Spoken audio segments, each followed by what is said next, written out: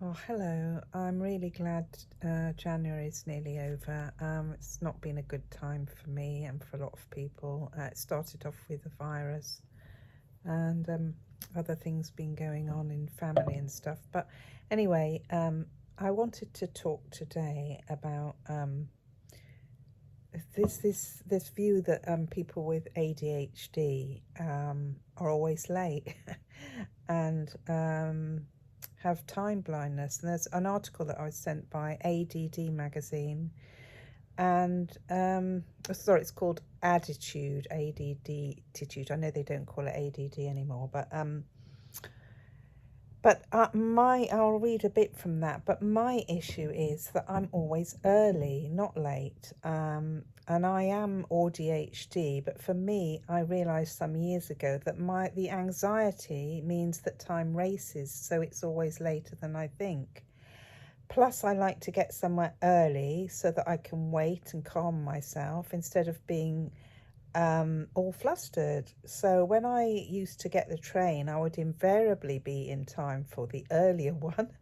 And I'm the same if a taxi arrives late, I don't like it. I get flustered and start pacing. I think I've talked about this before in relation to something else, but I would much rather people come early because I'm always ready ahead of time, nearly always anyway. And I think that may be an autistic thing, and I think that's predominant for me.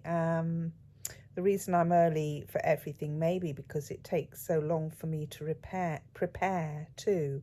So, I mean, I shall probably repeat a bit of that, but this is just a section from the article, and when I write it up, I'll include a link to the article, but here's just a passage. So, why time management eludes ADHD brains.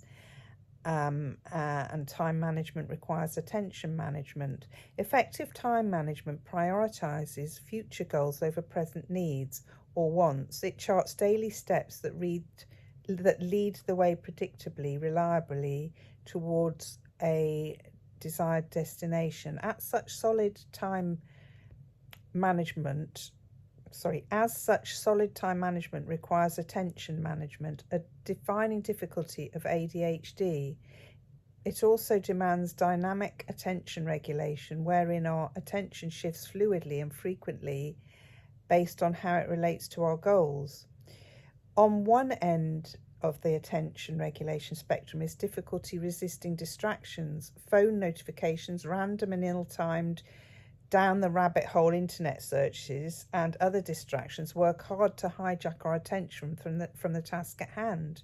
To resist immediate bits of stimulation and maintain focus on future goals, we need to practice potent response inhibition, another skill affected by ADHD. At the other end of the attention regulation spectrum is hyperfocus, wherein intense absorption in a task becomes a type of distraction in itself, one that causes time to fall to the wayside. The antidote to unproductive or unhealthy hyperfocus is constant internal monitoring. Do I keep my attention on what I'm doing, or do I shift to something else? But this self-awareness too is impaired by ADHD.